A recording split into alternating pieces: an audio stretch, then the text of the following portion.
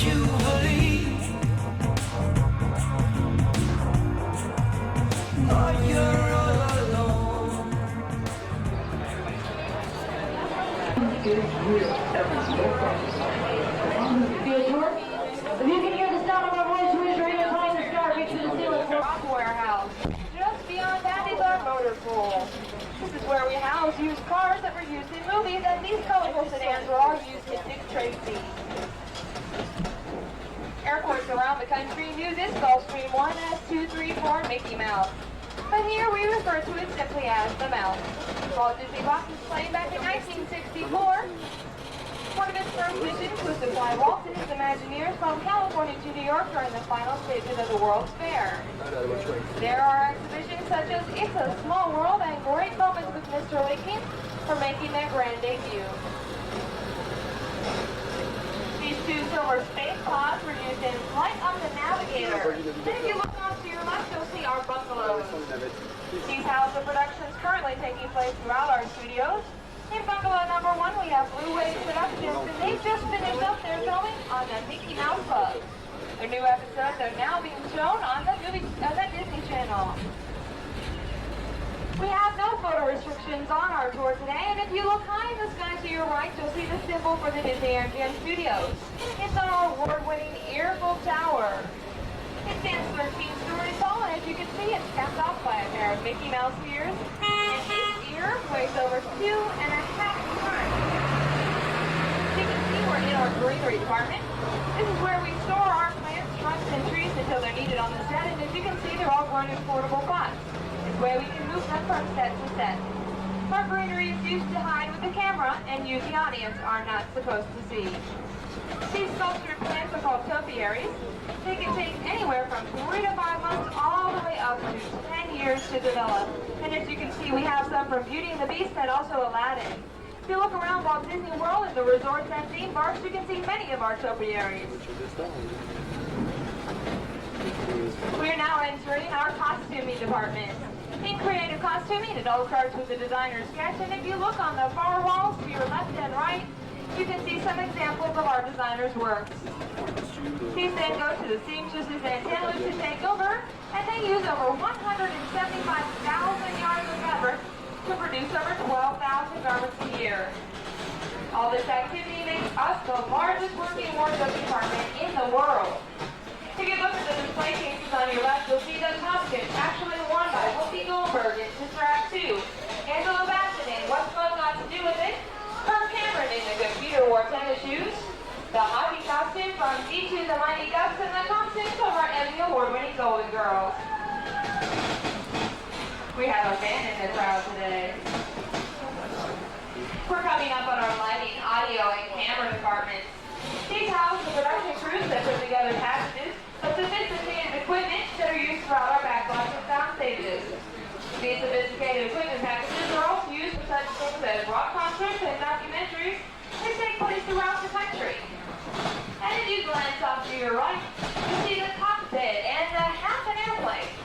These are our special Delta L-1011.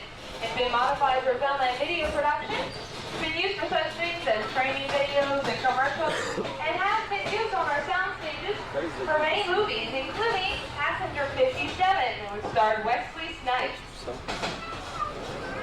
This was an actual flying Delta L-1011 that we just took apart so the camera can view inside. Off to your left, you'll see our scenic shop. This scenic shop puts together all of our props and sets that are used throughout the Disney resorts and studios. They are currently working on Pocahontas that will be premiering on our Backstage theater sometime this summer. Maybe the outside of our scenic shop has been used as a movie set in Honey, I Blew Up the Kids starring Rick Moranis.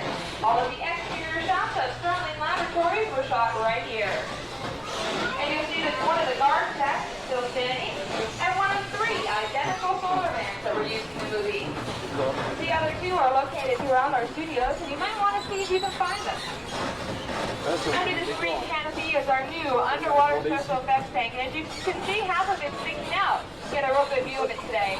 Greenery Paradise is filmed right here in our underwater central effects tank. That's what it was built for. But right now, the Bermuda Triangle has been filming here. It's a 2-hour pilot. It'll be premiering this fall.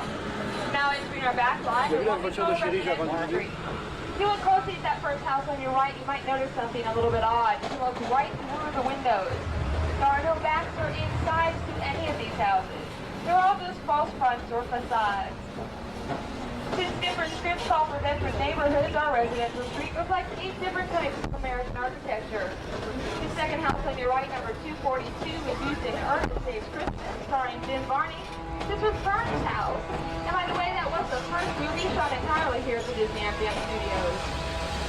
When production crews have to travel to cities and towns around the country, they have to deal with such things as crowds and weather and noise. And these are things that they have little or no control over.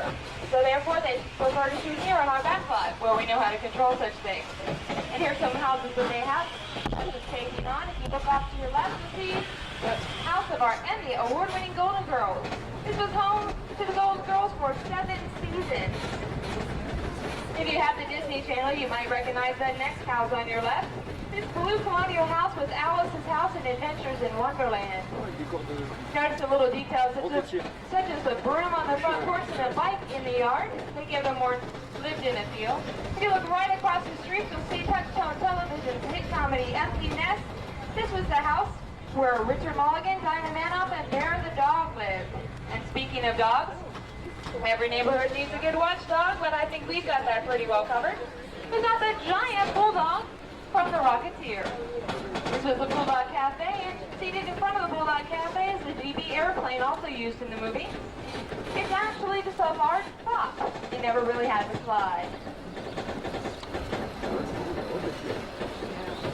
We're going to be turning our corner right now, and you'll get a little glimpse of New York Street. We will be passing by later and taking a closer look. So you see the crowds forming over there. That's because the Teenage Mutant Ninja Turtles are going to be out in a few moments to do some autograph sessions. Festival starring Sean Connery and Kevin Costner. The C-123 cargo plane is used in the upcoming movie Operation Double, and there's one of those solar bands I was telling you about. This tank and the other military-looking vehicles were used in Steven Spielberg's Indiana Jones and the Last Crusade. If you look carefully at those metal treads, you'll see that they're actually not metal. They're rubber. This keeps our stuntmen and women a lot safer. These 3 blue Plymouths were used in Who Framed Roger Rabbit. Every time the car was shot or blown up, a new car was put in its place. There are actually 7 altogether. This orange trolley car was also used in Who Framed Roger Rabbit. It's actually a bus that's been modified to look like a trolley car by the use of fiberglass covers over the wheels.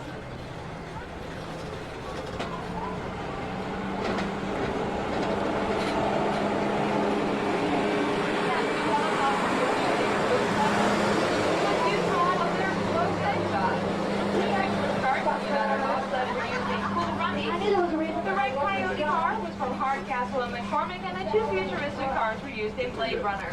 If you take a quick glance across our canal, you'll see the back of Residential Street, and as you can see, such architectural details as the shingles on the roof stop just beyond camera range. We're now coming up on that standing set I was telling you about. It's called Catastrophe Canyon, and I do need everyone to be seated, even if you're taking a picture.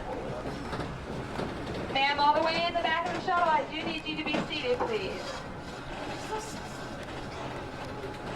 Ma'am? We can't go any further until everyone's seated. Okay, we're clear to go into the canyon. Everyone does need to remain seated. We're all going to be going onto a bumpy bridge. And even if you're taking those pictures, you need to stay in your seat. You need to also keep a tight hand on all those loose articles, such as small children and cameras and purses.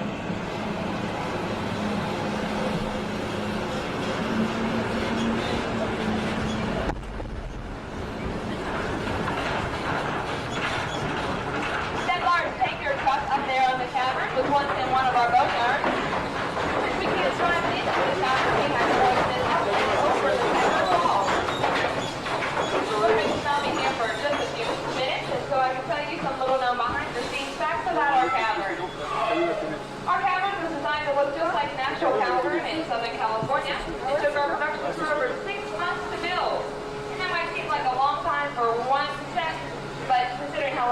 Mother Nature, I think is pretty good.